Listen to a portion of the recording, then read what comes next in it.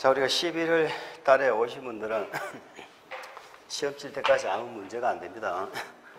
근데 이제 나중에 1월 달도 그런 대로 괜찮죠. 근데 3월 달 정도 이렇게 오신 분들은 무슨 말인지 못 알아들어요. 특히 우리 공법 같은 경우는. 요번에 시험 치신 분들 얘기 혹시 들으셨어요? 공법이 되게 어려웠다고 그러죠. 그런 말은 못, 쉬웠다고 그래요? 누가 공법이 쉬웠다고 그래? 제가 일단 제 이름은 오늘이 부동산 공법 시간이죠. 부동산 공법 시간이고 제 이름은 양규호입니다. 제가 사실은 이 왼쪽 귀를 고막 수술을 했어요. 지금 말을 하면은 울려서 말을 내가 어떻게 하는지 내 스스로 가늠이 잘 안 돼요. 그래서 가끔 귀도 만지고 이렇게 해도 좀 이해를 좀 하시기 바랍니다. 자, 우리가 11월, 12월은 6주 과정으로 진행을 하는데요. 6주 과정을 하는데, 자, 요 11월, 12월 과정이 없으면은 실질적으로 1년 동안의 공법이 힘들어요. 그럼 11월, 12월 과정의 특징이 뭐냐? 알아들을 때까지 합니다. 한 개를 하더라도 무슨 말인지 알아듣는 게 중요하지. 11월, 12월은 진도 나가는 게 중요한 게 아니에요. 그래서 앞으로 보면은 뭐 여기도 모르겠어요. 그런 말이 적혀져 있나? 수업 시간에는 질문하지 마세요. 이렇게 말이 적어놔요. 왜냐하면 공부하신 분들이 다 다르거든. 몇 년 공부하신 분도 계시고 생년 처음 듣는 분도 계시고. 근데 중간에 막 질문을 해요. 어떤 질문까지 나오는지 아세요? 수용이 뭐예요? 이렇게 물어봅니다. 수용이 뭐 하는 건지를 모르시는 분도 있어요. 그러면 공부 좀 하신 분들은 짜증나 안 나? 그런 거 물어볼 시간이 어디 있어? 그죠? 그런데 11월, 12월은 됩니다. 다른 과목은 몰라요. 다른 과목은 모르는데 우리 공법 같은 경우는 11월, 12월은 무조건 질문하세요. 무슨 내용이든 괜찮아. 근데 질문은 괜찮은데 개인적인 질문은 안 됩니다. 내가 저 땅이 있는데요. 지금 팔까요? 그런 소리 하면 안 돼. 그걸 저한테 물어보면 어떡해. 그래서 그런 거 말고 수업과 관련된 내용은 무조건 질문을 하시고요. 자, 우리가 이제 올해 시험을 치면서 제가 이제 문자나 전화를 몇 통을 받았는데 화명동에서는 한 분 연락 왔었나? 밴드로 통해서 왔습니다. 안 오신 것 같아요. 근데 말이죠. 우리가 보통 시험이 비중이 이렇게 정해져 있어요. 상이 있고 중이 있고 하가 있습니다. 이렇게 나누는데 대부분 어떻게 출제가 되어졌느냐 하면 상은 20%고 하도 20% 정도 이 정도로 비율을 맞춰요. 대부분. 그러면 중이 얼마예요? 이렇게 되겠지. 그럼 상은 어떤 이거? 못 맞춰. 못 맞춰. 공부 열심히 하신 분도 맞추기 어려워. 왜냐하면 우리 공법은 범위가 이렇게 생겼어요. 이렇게 생겼다는 말은 이게 안 붙었다니까? 없어요, 이게. 그 범위가 너무 넓기 때문에 우리 기본서에도 없는 거, 기본서에도 없는 내용을 우리가 수업 시간에 공부할 수는 없죠. 없잖아요. 이런 내용이 나와요, 안 나와요? 나와요. 이런 내용도 나와. 그러면 큰 넓은 것 중에 우리가 추려서 공부를 하는 겁니다. 추려서 공부를 하면은 우리는 대체로 시험에서 다뤄지는 내용의 한 80% 정도를 공부를 해요. 그럼 시험장에 가면은 열심히 공부하신 분들은 70에서 80점이 나와요. 열심히 하신 분들. 그런데 열심히는 했어. 그런데 뭔 소리인지 잘 모르겠어. 왜? 늦게 와서. 늦게 왔기 때문에 뭔 소리인지 잘 모르겠어. 하시는 분들은 50점에서 60점 받아요. 열심히 하신 분 얘기입니다. 1년 동안에 열심히 하신 분.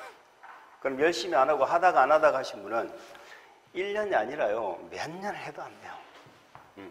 공법의 특징은 하면은 합격 점수가 나오는데 대충 하면은 몇십 년을 해도 안 된다. 이게 공법의 특징입니다. 이렇게 출제가 되는데 올해는 어떻게 출제가 되어졌느냐? 올해는 제가 문제를 한번 봤더니 상중하가 이렇게 하는 똑같아요. 상이 10%가 더 올라갔어. 그럼 여기 얼마가 되는 거야? 그럼 우리는 얼마나 못 맞죠? 요거는 못 맞죠. 그럼 열심히 하신 분은 요거는 맞출 수 있어야 되는데 시험이라는 게 그렇지 않죠. 다 내가 공부했다고 다 맞출 수 있는 건 아니잖아. 그러니까 10점 이상 떨어지는 거야. 작년에 비해서. 그러면 공부 열심히 하신 분이 작년에는 7, 80점을 받았다면 올해는 6, 70점. 열심히 했는데도 뭔가 점수가 좀 덜 나오신 분은 또 여기서 5, 60점. 어쨌든 공부를 하신 분이 받는 점수입니다. 그러면 올해도 공부를 하셨다면 틀림없이 이런 점수로 나왔겠죠? 나왔어요. 그럼 합격해요, 안 해요? 무조건 하지. 그러니까 아무리 시험 문제가 어렵게 나와도 합격은 합니다. 공부를 하신 분들은. 그런데 어정쩡하게 하신 분들이죠. 수업을 듣다가 안 듣다가 왔다가 안 왔다가 하신 분은요. 올해까지 출제되면요. 그냥 다 안 배운 것처럼 느껴져요. 다 안 배운 것처럼. 공부의 특성을 그렇습니다. 그래서 우리는 다른 게 아니고요. 열심히 하면 돼요. 지금부터. 지금부터 수업 시간에 하자는 거 열심히 하고 잘 수업만 따라오면 돼. 그러면은 되는데 그걸 안 한다는 말이죠. 자, 그리고 우리는 앞으로 중개사 공부를 하시게 되면 특히 처음 하신 분들은 이런 얘기를 많이 들어요. 뭔 얘기를 듣느냐? 이게 중요합니다. 별표 치세요. 이렇게 하면요. 되게 좋아합니다. 어떤 모 학원에서는 모 원장님이 예전에 그런 얘기를 하더라고. 모 과목 선생은 별표를 그렇게 잘 쳐준대요. 별표 2개, 3개. 나중에 시험에 안 나오면 어떠자고. 지금 기분 좋으면 됐지. 지금 별표 쳐. 이것만 알면 돼. 이것만 알면 돼. 이렇게 얘기하니까 얼마나 기분 좋아. 아, 그것만 보면 되는구나. 그럼 복습할 때 뭐만 봐? 요것만 봐. 근데 실제 시험에 이런 것들이 나오느냐? 아니라니까. 생전 출제 안 되던 부분에서도 출제가 되지만요. 우리는 생전 출제 안 되던 부분은 요 상부분 아예 보지도 않아요. 그럼 우리가 공부하시는 건 시험에 다뤄지는 내용들이거든. 그런데 그 다뤄지는 내용 중에서도 뭐라고요? 늘 나오던 내용이 올해 시험 같은 경우는 어떻게 한다고 싹 빼버렸어. 그럼 올해 뭐가 들어갔느냐? 단순 암기. 단순 암기. 나중에 기본서 받아보면 박스 처리된 게 있어요. 박스 처리가 이렇게 남발을 해가지고요. 뭐 신청할 때는 무슨 서류가 들어가야 되고 막 이런 게 나와요. 요걸 우리 보고 외우라고. 요런 문제가 몇 문제나 나왔어요. 이건 우리 시험 문제에 다룰 내용이 아니에요. 법원의 판사들도요. 법전 찾아가면서 판결합니다. 공법을 다 아는 사람 우리 보고 이걸 어떻게 다 외우라고 그래요. 이런 내용들은 나중에 실무하시면서 법전 찾아가지고 그죠? 시청에 구청에 전화해서 물어가지고 뭔 서류가 필요해요 적어가지고 뽑아놓고 그렇게 업무하시는 거예요. 근데 이걸 우리 보고 외우라고 했다 이 말이지. 그래 왜 이렇게 시험을 출제했을까라고 보니까 제가 언뜻 한번 찾아봤어요. 30회 공인중개사를 찾아보니까 어떤 블로그에서 어떤 사람이 공인중개사 배출을 막아야 된다. 이걸 부동산의 투기로 이렇게 연결을 시키는 거예요. 공인중개사가 많이 배출이 되면 투기를 하는 겁니까? 지금 우리 현 정부는 부동산 투기를 막는데 지금 굉장히 지금 역점을 두고 있죠. 그러니까 규제를 많이 하잖아. 어떤 사람들은 규제를 많이 해야 된다. 어떤 사람들은 규제를 안 하고 시장 경제 몇 개 안 돼. 이렇게 이론이 달라요. 그럼 어느 게 100% 맞는 건지는 판단할 수 없겠지만 적정하게 정부가 역할을 해야 되겠죠. 그런데 어쨌든 요 부동산 투기 중에 하나를 중개업자 배출을 보고 있다는 게 참 우스운 일입니다. 자, 요 얘기는 다른 말로 하면 뭐하고 똑같아요? 택시 운전하시는 택시 기사분들이 운전면허증 자꾸 내주지 말라는 말하고 똑같은 거예요. 우리 지금 자격증 따가 바로 업을 하실 분들 몇 분 안 돼요. 그렇잖아요. 지금 시간 있으니까 이거 자격증을 따놨다가 나중에 노후 대비로 혹시나 나중에 필요할 수도 있으니까 내가 나이 들어서 사무실 하나 만들어서 출근할 수 있는 공간도 필요하고 그렇잖아요. 그런 생각을 하시는 분들이 많아요. 그런데 왜 자격증을 안 주려고 하는지 좀 이해가 안 가. 왜 자격증을? 그러니까 우리의 어떤 장래의 일말의 희망까지도 끊는 겁니다. 상당히 잘못된 생각인데 우리 시험은 지금 시험이 우리 자격을 판단하는 시험이 아니고요. 떨어뜨리는 시험이에요. 뭐 지금. 그래서 공인중개사 배출을 어떤 선에서 이렇게 막겠다라는 시험이지 이게 정말 당신이 중개업을 할 수 있는 능력이 있나 없나를 판단하는 시험이 아닙니다. 그래서 우리가 공부 내용도 정말로 우리가 앞으로 이제 실무에 나가서 필요한 내용을 한 가지라도 공부하면 좋은데 그런 방향의 공부가 아니라니까. 우리가 하는 공부는 시험 치기 위한 공부예요. 시험 치기 위한. 그렇게 이해를 하시고 어쨌든 간에 시험을 위해서 우리가 어떻게 공부할 것인가 하는 방향을 잡는 게 중요합니다. 자, 제가 이렇게 한번 말씀을 드렸고요. 오리엔테이션 한번 들으셨는지 모르겠어요. 뭐 간단하게 한번 해볼까요? 1차 과목이 2차 과목이 있죠. 1차는 민법 및 민사특별법. 민법 시간이 무슨 요일이에요? 내일인가요? 어제는 뭐 했어요? 어제는 공시법. 자, 민법 및 민사특별법이 있고 부동산학 개론이 있습니다. 부동산학 개론. 자, 2차 과목은 저하고 공부하시는 부동산 공법이 있죠. 그 다음에 공인중개사법이 있죠. 중개사법이 있고 공시법이 있고 세법이 있죠. 자, 총 과목은 사실은 6개인데 이 공시법이라는 법하고 세법은 한 과목으로 시작하시면 돼요. 내용은 전혀 다르지만 무슨 말이냐, 각각 40문제가 출제가 되죠. 40문제.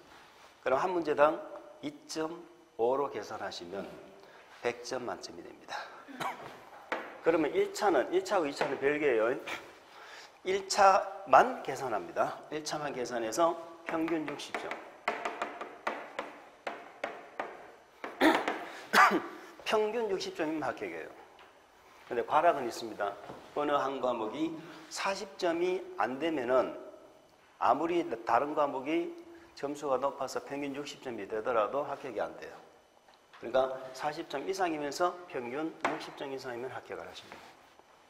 100점 받는 시험이 아니에요. 100점 받는 시험. 자, 1차가 되면은 그 다음에는 이제 2차를 채점을 합니다. 1차가 합격이 안 되면은 2차 자체를 채점을 안 해요. 1차가 없는 2차는 있을 수가 없어. 그래서 나타나는 문제가 뭐냐? 이 공법이에요. 이 중개사법이나 공시시법의 양이 적어요.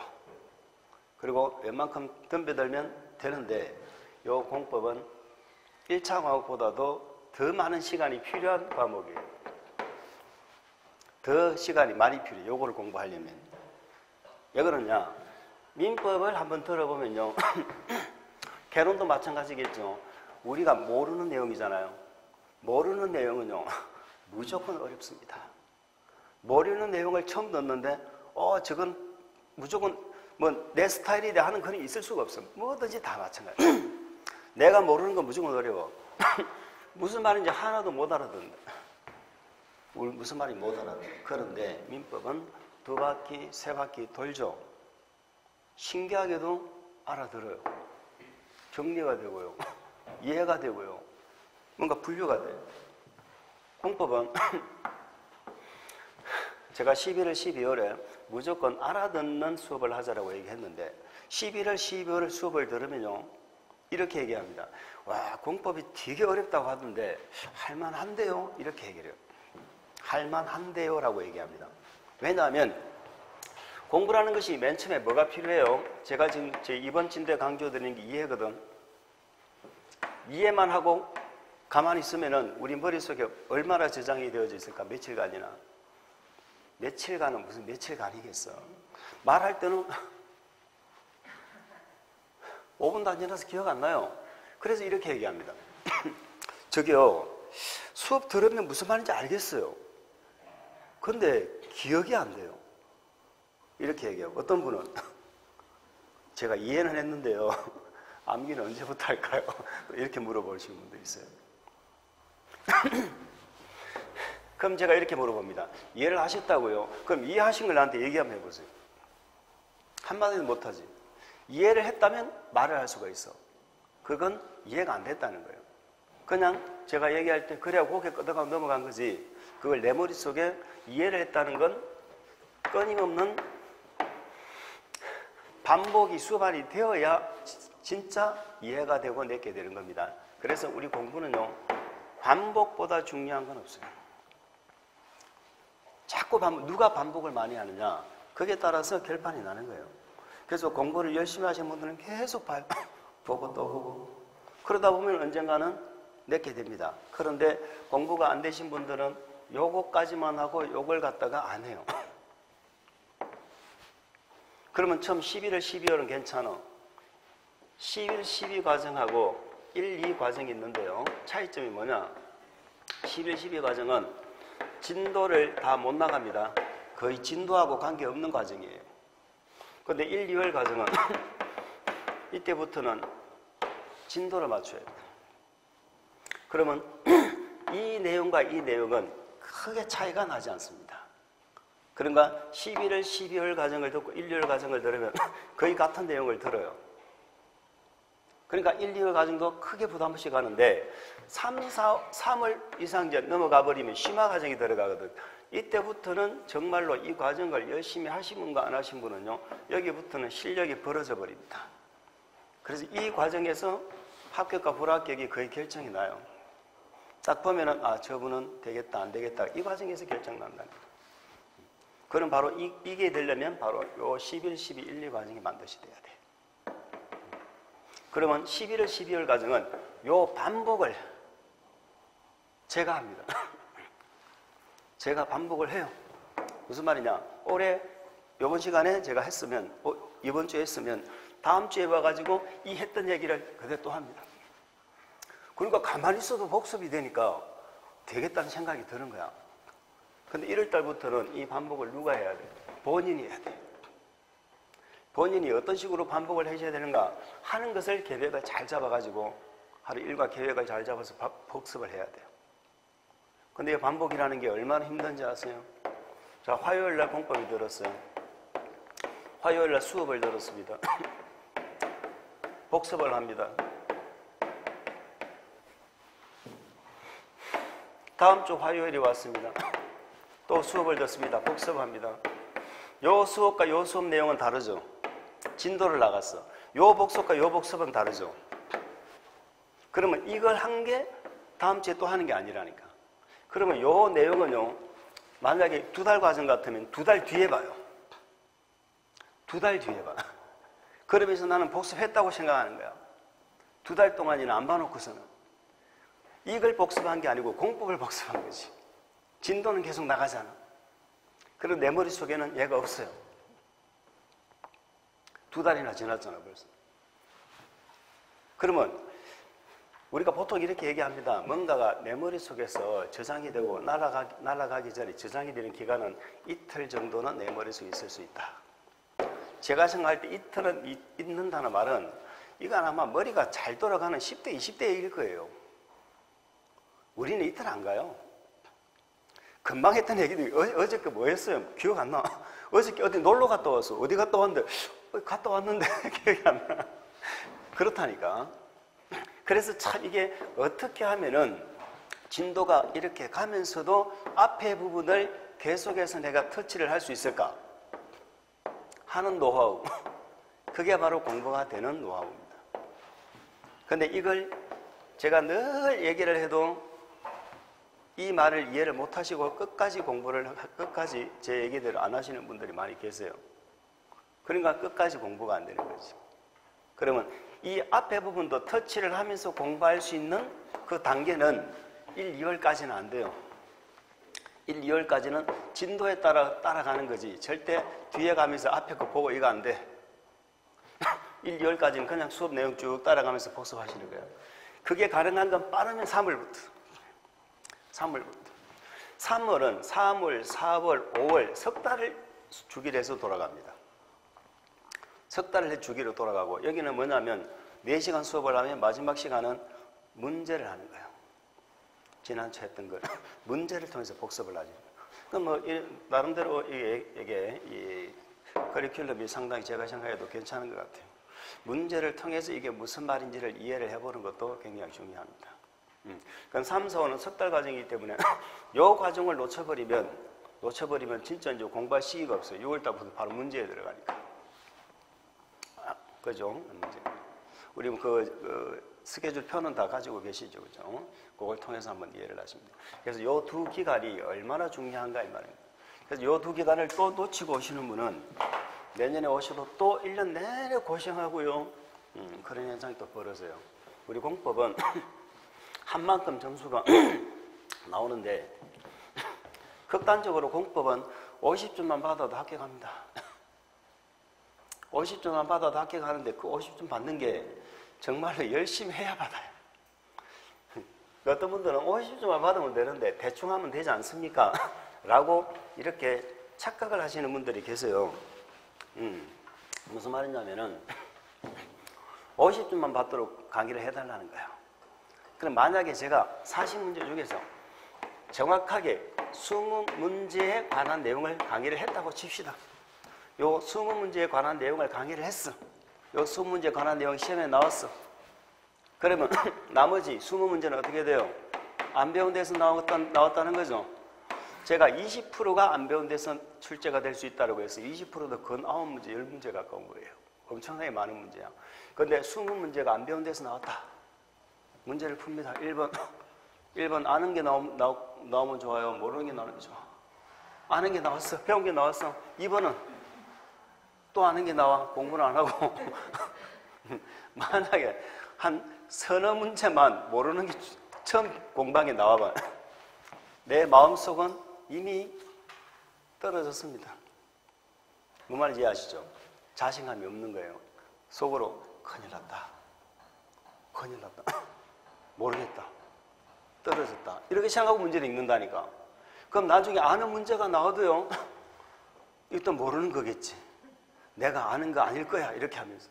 내가 아는 그가 아닐 거야. 이러면서. 그런 자신감이 없는 상태에서 문제를 풀면요. 아는 것도 못 맞춰요. 근데 반대로 문제를 풀다가 자신감이 생기죠. 자, 자신감이. 그러면 처음 보는 문제도 맞게 찍습니다. 찍어도 맞아요. 찍어도.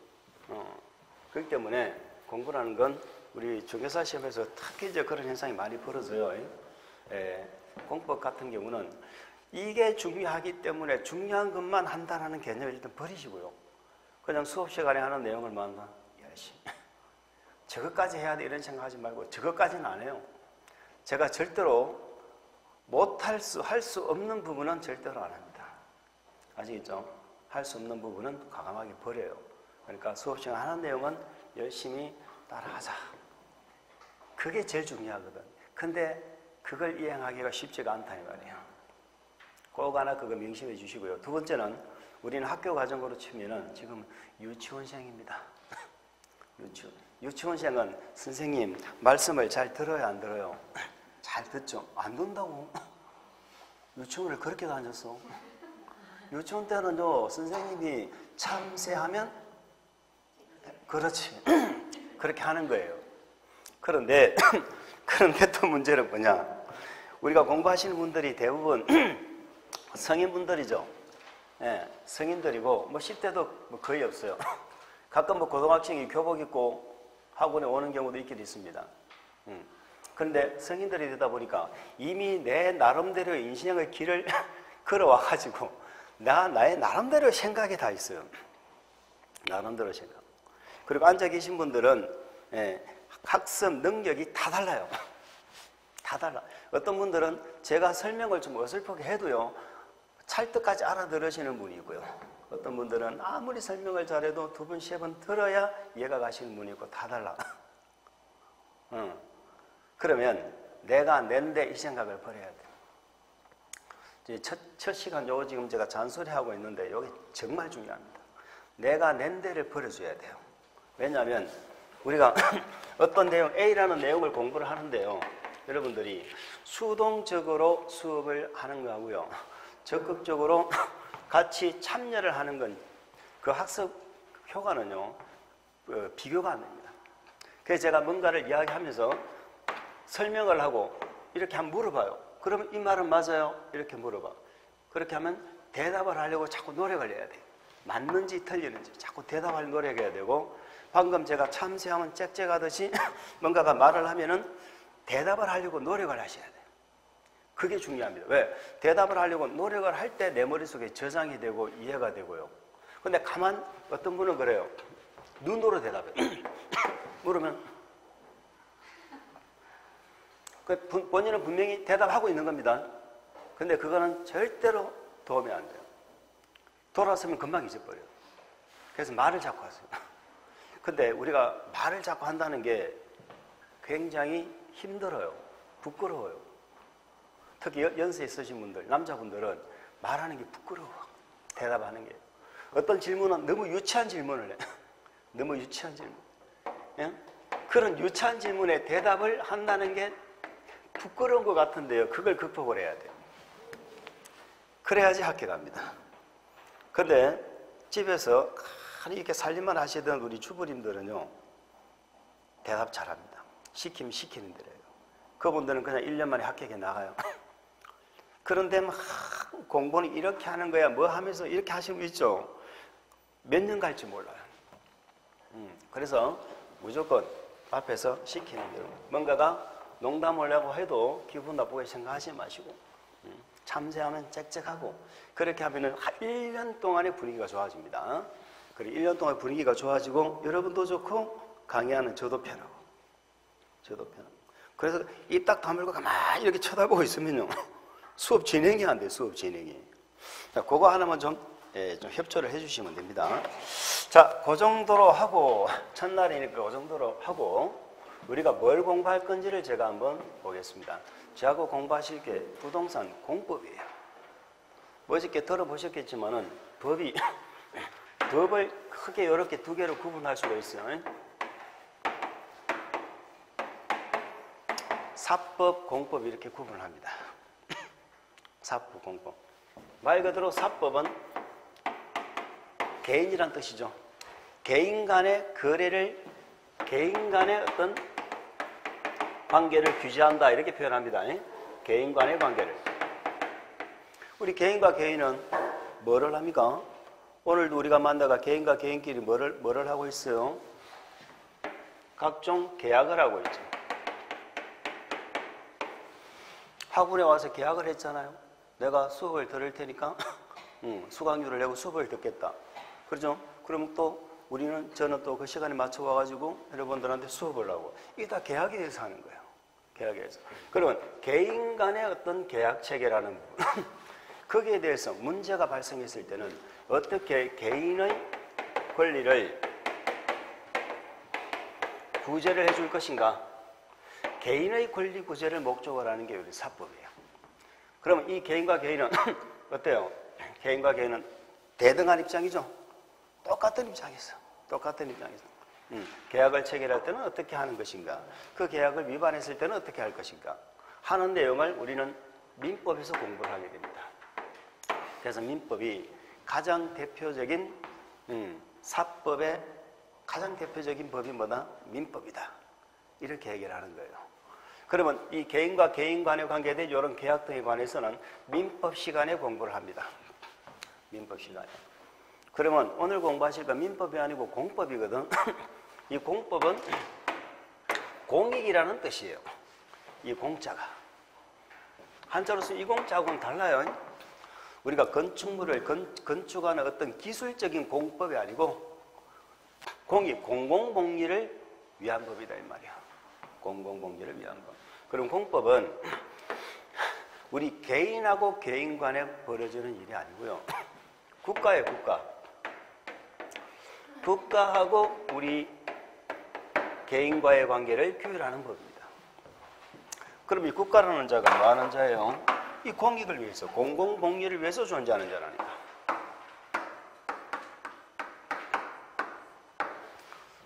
국가가 공익을 위해 존재하는 자지, 국가 어떤 그런 뭐 정보나 국가 권력을 이용해 가지고 자기 개인의 이익을 채우려고 그러면 안 되죠. 그러면 안 된단 말이에요. 국가는 공익을 위해 존재하는, 공익을 위해서 우리 개인은 내 자신의 개인의 이익을 추구하는 자 아닙니까? 그래서 국가라는 자가 공익이라는 목적을 달성하기 위한 게 공법인데, 그 방법은, 공익이라는 목적을 달성하는 방법은 우리 개인의 이익을 어떻게 한다고요? 규제를 하는 거예요. 무슨 말인지 아시겠죠? 규제를 해요. 자, 우리 개인의 이익을 전부 이렇게 인정을 해주면서 공익이라는 목적을 달성할 수가 없어요. 밖에 신호등 만들어 놓고 나 바빠 죽겠어, 건너가야 돼. 근데 빨간불은 건너가지 말아야 말이에요. 아무리 바빠도. 공익을 위해서. 그런 얘기예요. 우리 강의실 안에서는 이런 공법이 뭐 적용될 여지는 별로 없지만은 우리는 공법 속에서 늘 살고 있어요. 그래서 다른 사람하고 같이 있을 때는 어떤 지켜야 될 매너, 예의 이런 게 있죠. 우리는 지금 수업 들어오시면서 전화기 소리를 해놨어요? 매너 모드로 해놨어? 매너 모드 해놨죠? 이야기 안 해도 다 한다 이 말이에요. 이야기 안 해도. 그게 공법이에요. 근데 가끔은 그런 분이 있어요. 소리를 해가지고 뭐 띠리리 소리가 나는데 그러면 아차 싶어서 전화기를 들고 밖에 나가 전화를 받으면 되죠. 안에서 전화를 계속 받습니다. 수업하고 있는데. 그런 분이 있을까 없을까? 있었어요. 20세기에는 있었어요. 20세기까지는 있었어요. 근데 그런 분들은 거의 없죠. 근데 그런 분들이 왜 그렇게 할까요? 몰라서, 설마 알면서 그렇게 하진 않겠죠. 공공장소에서 이렇게 하면 안 된다, 수업하는데 지장이 간다라는 걸 알면서 그렇게 하진 않겠죠. 모를 수도 있어. 그런 분들은 또 공법을 배우고 나가는 거야. 뭔지 아시겠죠? 자, 공법이 뭐다? 이렇게 대답해 주셔야 돼. 공법이 뭐야? 뭘 위해서? 공익을 위해서. 개인의 이익을 제한하는 게 공법이다 이 말이에요. 그러면 공법이 목적이 뭐예요? 그러면 먹인 공공복리를 위한 법이지요. 공익을 좀 길게 적으면 공공복리 이렇게 불러요. 같은 말이에요. 그러면 공법은 공공복리를 위한 법인데 그 내용은 우리 개인의 이익을 뭐 하는 데 있다? 제한. 그럼 우리는 앞으로 공법 공부하면서 뭐 공부할까? 도대체 이 공법은 우리한테 뭐를 규제를 하고 뭐를 제한을 하는가? 그걸 공부하는 거야. 쉽게 말해서 우리 공법이 내가 땅에 있는데 내 땅에 도대체 무슨 규제를 하고 있는가? 응?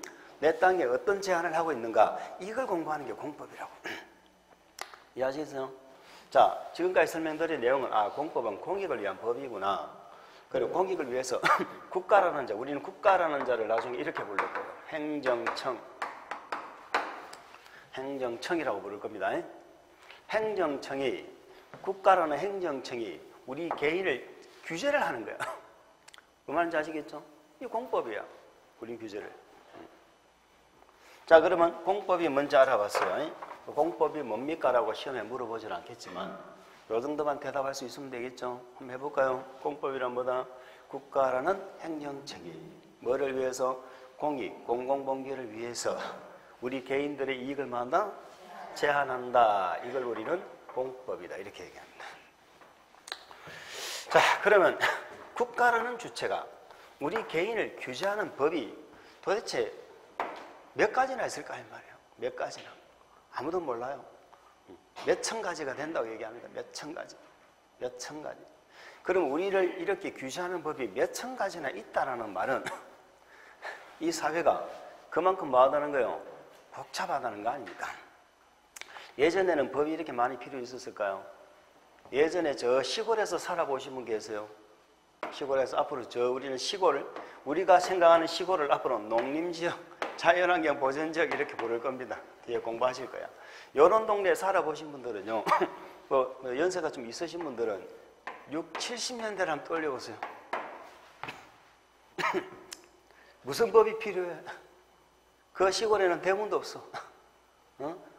내 집 주인 없는데 옆집 아저씨가 와서 우리 방에서 자고 있어. 그래도 왔나? 이렇게 얘기하지. 그죠? 파출소 신고하고 이렇게 안 한단 말이지. 그런 시대도 있었단 말이에요. 그런데 지금 어때요? 개인적으로 가진 게 많아. 가진 게 많으면 어떻게 돼요? 문제가 발생해요. 그래서 법이 많이 필요한 거란 말이에요. 이런 말이 있더만, 돈이 많은 재벌집의 자식들은 자식은 없고 상속자만 있다, 뭐 이런 말이 있다. 상속자는 있어도 자식은 없다. 돈이 많은 집안은. 그럼 돈이 없는 집안은 어때요? 형제간의 우애가 돈독합니다. 이해갑니까? 진짜라니까. 그래서 돈이 많으면은 분쟁이 발생할 수밖에 없고, 가진 게 많으면은 분쟁이 발생할 수밖에 없어요. 그래서 법을 자꾸 만들어야 되는 거예요, 법을. 그래서 법이 엄청나게 많다며, 공법이. 그러면 이 수많은 공법을 다 아는 사람은 우리나라에 아무도 없겠지. 근데 그 수많은 공법 중에 모든 공법이 아니고 우리 부동산 있죠. 부동산하고 관계된 공법이죠. 그러니까 도로교통법, 이거는 부동산 관련이 있어요, 없어요? 그 부동산 관계가 없는 거잖아. 관계 없는 것이고, 부동산하고 관계 있는 것만, 뭐 말인지 아시죠? 부동산하고 관계가 있는 것만을 이렇게 모아서 우리는 뭐라고 불러? 부동산 공법이라고 부르는 거예요. 그럼 그럼 이름 물어봅시다. 공법이라는 법이 몇 천 개가 된다며? 그러면 공법이라는 이름을 가진 법이 있을까 없을까? 없어. 공법이라는 이름을 가진 법은 없어. 뭔 말인지 아시죠? 사람이라는 이름을 가진 사람이 있다는 게 아니에요. 이런 수많은 각기 다른 이름을 가진 우리같이 생긴 이런 생물체를 우리는 묶어서 사람 이렇게 부르는 거예요. 아시겠죠? 그러니까 공법이라는 이름의 법은 없어요. 나중에 우리가 공부를 좀 하시면 법 조문을 확인 좀 해보고 싶다 그러면요, 법제처 들어가시면 국가법령 정보라는 게 있어요. 법제처 안에 들어가면 그 검색창에다가 우리가 공부하시는 법률 이름을 치면 법 조문이 쭉 나와. 근데 그 검색창에다가 뭐라고 친다고? 공법. 이렇게 치면 일치하는 법이 없습니다. 이렇게 나옵니다. 공법이라는 법은 없어. 공공복리를 위해서 만든 법은 통틀어서 뭐라고 불러? 공법. 개인의 이익을 구제하는 법률을 통틀어서 뭐라고 불러? 사법. 이렇게 크게 분류를 한다는 거예요. 법을 두 가지로 나눈다는 거예요. 무슨 말 이해하셨죠? 그러면 부동산 공법이란 법은 없어요. 예전에는 토지공법이라고 했습니다. 토지공법이라 부르다가 지금은 부동산 공법 이렇게 불러요. 그러면 부동산 공법은 부동산하고 관련이 있는 공법이 되는 뜻입니다. 이해갑니까?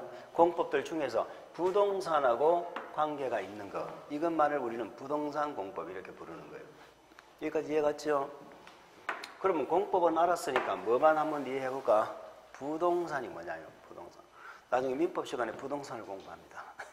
학개론 시간에도 부동산을 공부합니다. 근데 우리가 우리 공법 시간에 다루는 부동산은 민법에서 말하는 부동산만 이해하시면 돼요. 그 중에서도 토지하고 건축물, 토지하고 건축물. 물론 수목 같은 것도 중개를 못할 건 아니겠지만은 우리는 여기 부동산 공법에 나오는 내용은 대부분 뭐 얘기다? 토지, 건축물, 이걸 부동산이라고. 우리나라는 토지와 그 위에 있는 건축물을 별개의 부동산으로 본다는 게 특징이죠. 그래서 대장도 등기부도 따로 있어요. 소유자가 다를 수도 있다는 거예요. 땅 주인하고 건물 주인하고. 그럼 말 그대로 부동산 대신에 토지를 넣으면 토지공법 이렇게 되겠죠. 자, 건축물 대신 여기다가 부동산을 넣으면 건축물 공법 이렇게 되겠죠. 자, 우리 건축물 공법부터 얘기하면요, 우리가 부동산 공법도 종류가 엄청나게 많아요. 토지와 관련된 공법도 120여 가지 정도 되는데 그 중에서 우리가 공부하시는 부동산 관련 공법은 6개만 공부를 하거든요. 6개를 공부하는데 그중에 건축물과 관련된 걸 2개를 공부합니다. 건축법이 있고 주택법이 있어요.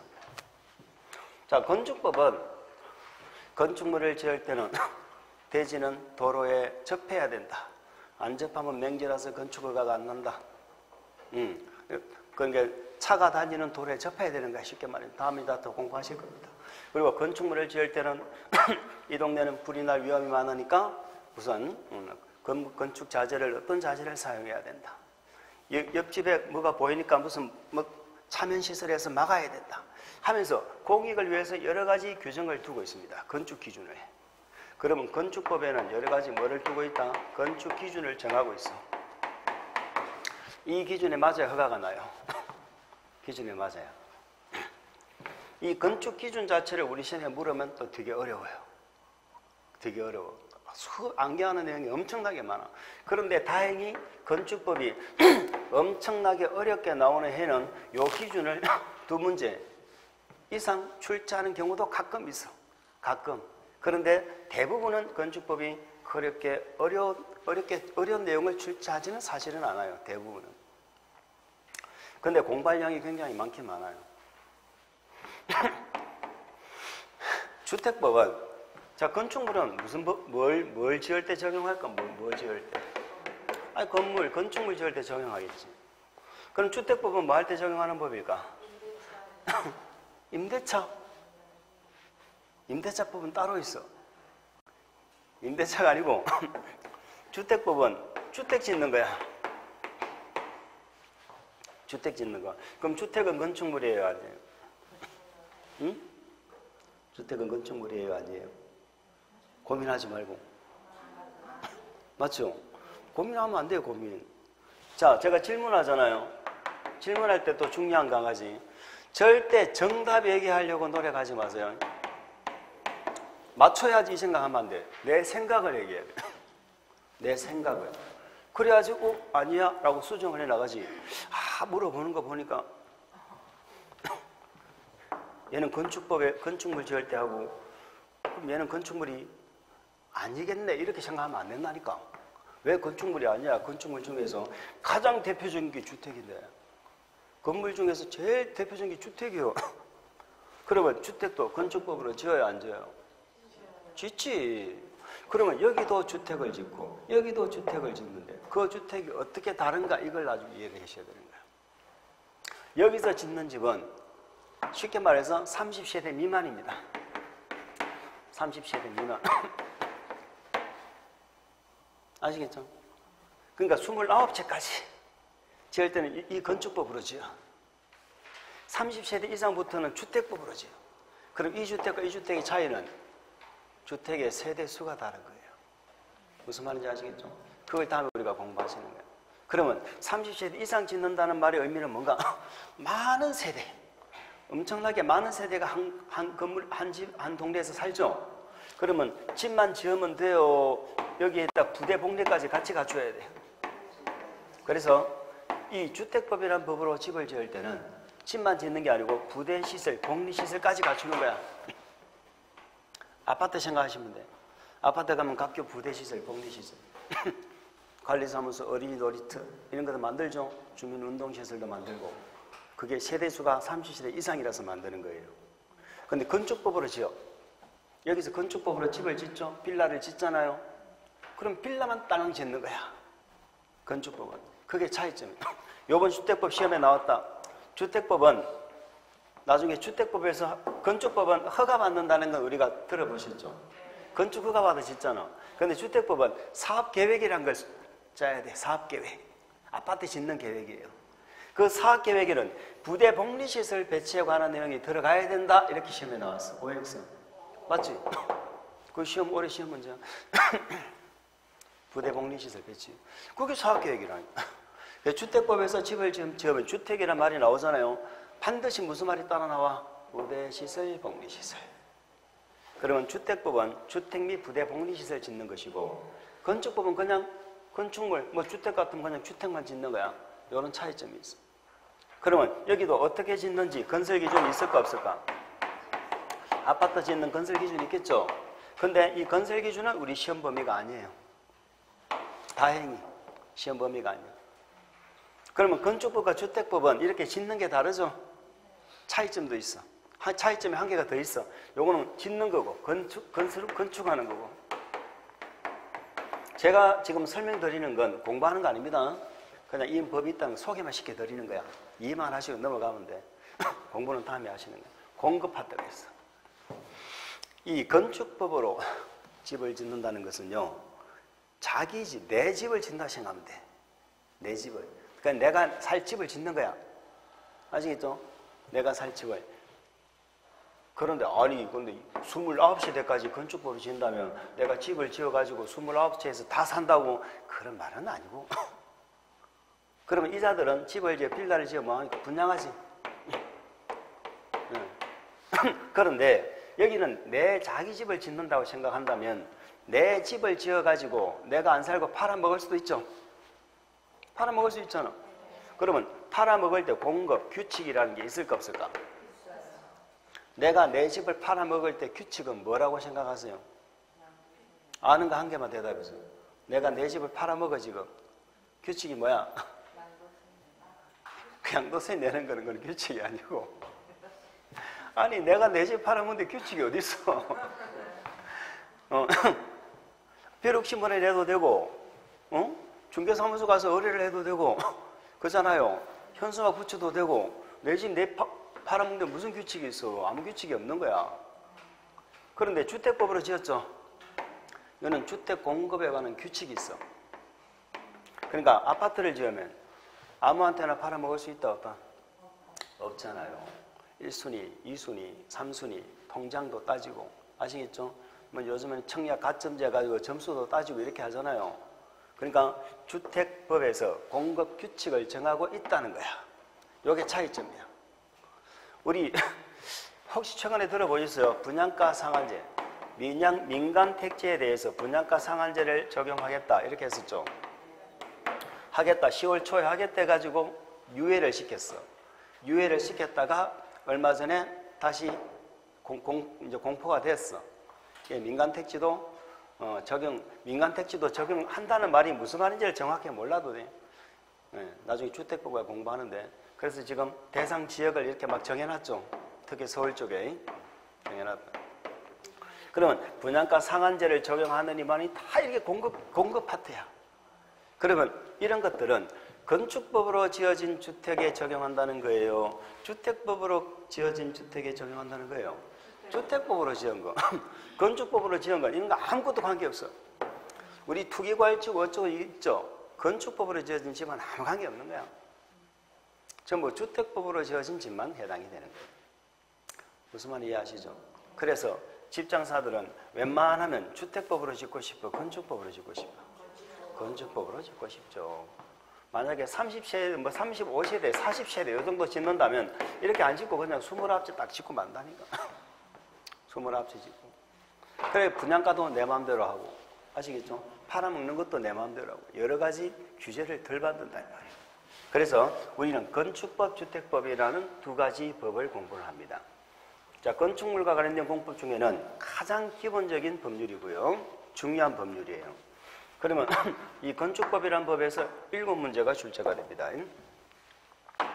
여기서 7문제가 나오고 여기서 7문제가 나와요.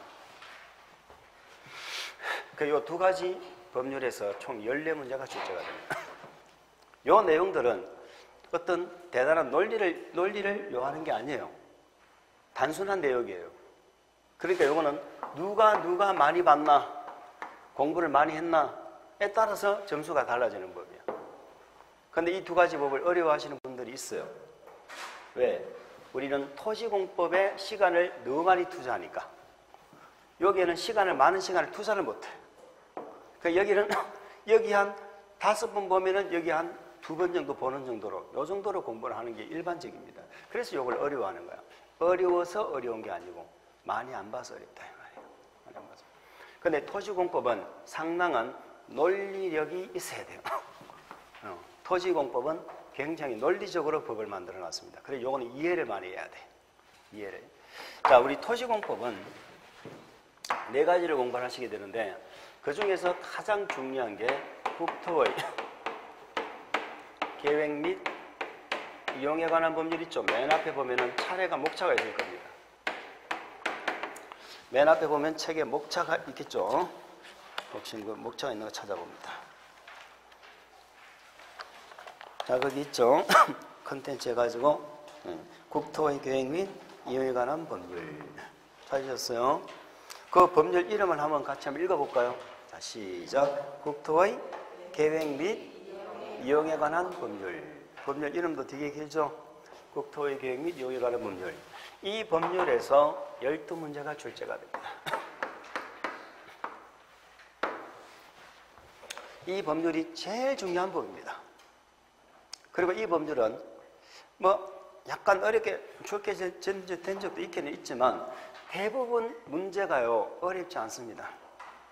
이 법은 12문제가 출제가 되면 거의 대부분 10문제 이상은 맞출 수 있는 문제가 나와. 공부를 하신 분들은. 공부할 때는 어려워. 공부를 할 때는 어려운데 시험 문제는 그닥 그렇게 어려워 나오는 파트가 아니에요. 그러니까 이 법률을 잡아야 나머지 토지공법을 잡아요. 이 법률이 제일 중요해요. 자, 이 법률의 이름은 우리 국토가 뭔지 아시죠? 전국의 토지, 이걸 줄여서 국토라고 합니다. 전국의 토지에 대해서 뭐를 수립한다고요? 계획을 만든다는 거예요. 그래서 계획을 만들어서 뭐를 하자는 거죠? 이용을 하자는 겁니다. 그러면 이 법이 뭐 하는 법에 하면? 계획법이에요. 그래서 이 법을 줄여서 우리는 앞으로 국토계획법 이렇게 줄여서 부릅니다. 뭐라고 부른다고요? 국토계획법. 그리고 이 법은 이 계획이라는 것만 잘 이해를 하면은 아주 쉬워요.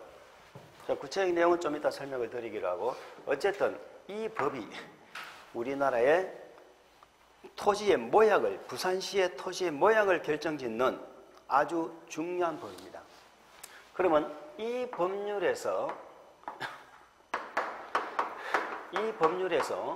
분가를 한 법이 두 가지가 있어요. 분가.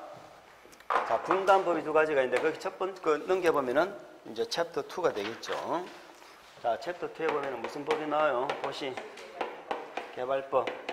도시개발법이 있고, 자, 챕터 3에 뭐가 나옵니까? 도시 및, 자꾸 읽으셔야 됩니다. 자꾸 읽으세요. 도시 및 주거환경 정비법. 도시 및 주거환경 정비법. 요 두 가지 법은 국토계획법에서 뭐를 했다고요? 요 두 가지 법은 국토계획법에서 뭐를 했어? 분가. 요 말을 기억하셔야 돼. 분가가 뭐예요? 분가가 뭐예요? 아들, 딸들이. 그렇죠. 떨어져 나가는 거지. 이제는 덩치가 커서 같이 못 살아. 응? 떨어져 나가는 거, 그게 분가예요. 떨어져 나간다는 건, 그러면 국토계획법이, 여기 엄마법입니다. 엄마법에서 떨어져 나왔다는 건, 요 자식 새끼들도 엄마하고 비슷해가 안 해요? 비슷하지. 따로 산다고 얘네들이 모양이, 얼굴이 달라지는 거 아니잖아. 비슷해. 비슷한데 문제는 뭐예요? 따로 살면은 생활 패턴이 똑같아요? 달라져? 그게 문제예요. 그러니까 요 세 개는 비슷하면서도 뭔가가 자꾸 달라. 그래서 우리는 여기서 우리 또 무슨 말이 나와요? 헷갈려 죽겠네. 헷갈려 죽겠네.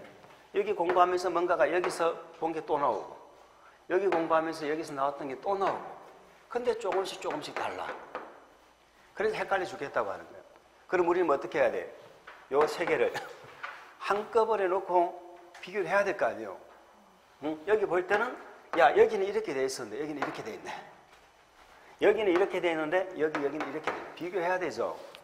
그런데, 우리가 공부가 안 되신 분들은 제가 자꾸 비교를 해주잖아요. 그러면 머리가 아파 죽으려고 그래요. 왜? 이거 공부할 때 여기에 이런 내용이 있다는 사실 자체가 기억이 안 나는데, 여기 이런 거 있었죠? 자꾸 물어보는 거야. 그러면 짜증이 나는 거야. 있었지 없으니 기억이 안 나는데. 그래도 우리는 어떻게 해야 돼? 여기는 이런 게 있었죠. 그러면 기억은 안 나지만, 아, 그런 게 있었나? 아, 이렇게 다르네. 하고 자꾸 정리를 해 나가야 돼요. 그걸 반복하다 보면 나중에 어떻게 된다고? 세 개가 다 보이는 거지. 뭐 말인지 아시죠? 우리가 삼둥이가 있잖아, 삼둥이. 삼둥이. 삼둥이 좀 많이 컸겠는데. 예. 요 삼둥이를 우리가 볼 때는요, 일란성 쌍둥이들 가끔 나오잖아요. 뭐 개그맨도 있고 가수도 있고 있는데 우리가 보면 구별 못해요. 구별 못하죠. 근데 집 엄마 아빠가 보면 구분해야 안 해요. 바로 한다고. 왜 할까? 맨날 새 놈을 같이 보거든. 근데 가끔 얘 한 번 봤다가 가끔 얘 한 번 봤다가 가끔 얘 한 번 봤다가 그러니까 외할머니는 가끔 얘를 한 번씩 얘가 한 번 놀러 왔다가 하고 얘가 놀러 왔다가 구분이 안 가. 얘 보고 머시기야 머시기야. 이름을 부르면 다행이야. 이름 못 불러. 그 시기 그냥 머시기 머시기야 이렇게 부른다니까. 똑같은 거야. 얘 혼자만 보면 어때요? 얘 기억 안 나요. 무슨 말인지 아시죠?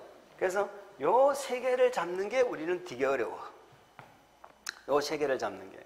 그런데 말이죠. 나중에 이런 말이 꼭 나와요. 자, 도시개발법은 신도시 개발하는 느낌 아시겠죠? 신도시 개발하는 거고, 얘는 도개법 이렇게 부르기도 하고요. 그냥 수업 시간에는 개발법 이렇게 하면 알아들으시면 돼. 요거는 도시하고 주거환경이죠. 요거는 이렇게 연결되는 겁니다. 도시환경, 주거환경. 두 가지예요. 무슨 환경? 도시환경. 여기는 주거환경. 요거를 뭐 한다? 정비한다는 거예요. 재개발, 재건축하는 거. 도시환경이란 건 이는 상업지역. 아시겠죠? 상업지역 이런 지역을 대상으로 하는 주거환경은 주택가. 재개발, 재건축하는 걸 도시 및 주거환경 정비법이라고 합니다. 요거는 줄여서 도정법이라고도 부르고요. 그냥 수업 시간에는 정비법 이렇게 부르면 알아들으시면 돼. 자, 그 문제가 뭐냐? 이 토지공법이 어려워. 근데 국토계획법은 맨 처음에 나오고 이게 기본이니까 열심히 해. 웬만하면 국토계획법은 또 정리를 해. 근데 문제는 개발법, 정비법이 어렵다고. 나중에 또 7월 달쯤 되면 이렇게 얘기하시는 분이 있습니다. 개발법, 정비법 포기하면 안 될까요? 포기하면 안 될까요? 포기하면 얘가 12문제고 얘가 14문제니까 요거 해도 과락은 면할 수 있을 것 같은데요 라고 얘기를 합니다. 그런데 올해처럼 건축법, 주택법이 어렵게 나와버리면 어떻게 하냐 이 말이지. 근데 특이한 부분은 이 개발법, 정비법이 굉장히 어려운 법은 맞아. 올해 정비법이 올해 조금 뭐 어렵게 출제되는 것 같아요. 출제되는 것 같은데 개발법은 또 쉽게 출제가 됐어요. 개발법은 쉽게 출제가 됐어. 요거 두 개만 해도 그 절반까지는 안 되더라도 맞출 수 있는 문제가 나왔어. 두 가지 문제. 그럼 나머지 세 가지 문제는 아무리 어려워도요 절반은 맞춰요. 뭐 하는지 아시죠? 만약에 정비법이 되게 어렵게 나와서 여기 가끔 6문제씩 나오거든. 6문제씩이 나오는데 엄청나게 정비법이 어렵게 나왔어. 그래도요 3개는 맞춘다니까. 3개는. 건축법, 주택법이 아무리 어렵게 나와도 몇 개는 맞춰? 3개 내지 4개는 맞춰. 그럼 어떻게 돼요? 이런 것들을 그렇게 맞추면은 무조건 합격이잖아. 그래서 우리가 무조건 합격의 길로 가야지. 무조건 합격의 길로 가야지. 어떻게 해가지고 운이 몇 개 가지고 운이 좋으면 합격하고 안 하면 떨어지고 이런 식의 공부는 안 돼요. 이제 그런 분들은 어쩔 수 없이 한 7월 달이나 5월 달에 오신 분들, 그런 분들은 시간적 여유가 도저히 없죠. 그러니까 2차는 한번 쳐보고는 싶은데 어떻게 한번 해볼까요? 라는 말은 있을 수가 있죠. 그런데 처음부터 공부를 하셨는데 어느 법을 포기할까요? 라는 말은요 굉장히 잘못된 생각입니다. 잘못된 생각. 자, 그렇게만 이해하시고 마지막으로 한 가지만 더 말씀드리고 좀 쉬겠습니다. 그리고 이제 여기에 이 학원에 오셨으니까 여러분들은 시험 칠 때까지 앞에서 강의하는 선생의 말만 따라가야 돼. 절대로 다른 동영상 봐도 괜찮은 시간이 철철 넘치는 분은. 근데 보면 어떻게 돼요? 헷갈려. 저기서는 저게 중요하다 그러고 여기 오면 우리 선생은 안 봐도 된다 그러고 헷갈려.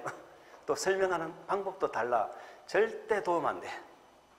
도움 안 되기 때문에 무조건 여기서 하자는 대로 따라가야 됩니다. 그럼 무조건 합격을 해요. 그러지 않고 뭐 이렇게 했다 저렇게 나중에 되면은 한 3월 달쯤 되면은 어떤 현상이 벌어지느냐면 그 전에 공부를 하셨던 분들이 공부를 하러 옵니다. 그분들은 정보가 많아요. 아, 공법은 누가 잘한다더라. 뭐 개론은 누가 잘한다더라 이러면서 그러면 어떤 현상이 벌어지느냐면 우리가 1, 2월 과정을 11, 12, 1, 2월 공부를 했어요. 했지만 아까 제가 뭐라고 그래서 체계를 잡는 정도로 했지 실질적인 시험을 위한 공부는 안 했어. 1, 2월까지는. 그런데 3월 정도 딱 들어가면 어떤 현상이 벌어지나요? 우리가 1, 2월 달에 공부 안 한 내용이 들어가. 새로운 내용이 또 어려워. 또 처음 듣는 거니까 또 어려워. 아, 이때 갈등이 잘 생기는 거야. 근데 옆에 와가지고 야 누가 잘한다 하더라 이러면은 그가 동영상 뒤져요. 그러니까 우리 공부는 언젠가는 슬럼프 단계가 옵니다. 데드 포인트가 와 내가 이거 진짜 할 수 있나 하고 자기 스스로 슬럼프가 오는 단계가 있어. 그게 3, 4월 과정에서 많이 와요. 그래가지고 5, 6월 과정 되면 그 2차를 포기하는 게 많이 나오는데 그 과정에서 절대로 그런 말에 속아서 넘어가면 안 돼. 그렇게 해버리면 우리는 1년 만에 끝낼 수 있는 공부를 몇 년 동안 가져가게 됩니다. 절대 도움이 되지 않아요. 자, 그렇게 이해를 하시고 그건 조금만 쉬었다가 이제는 본격적으로 한번 보시도록 하겠습니다.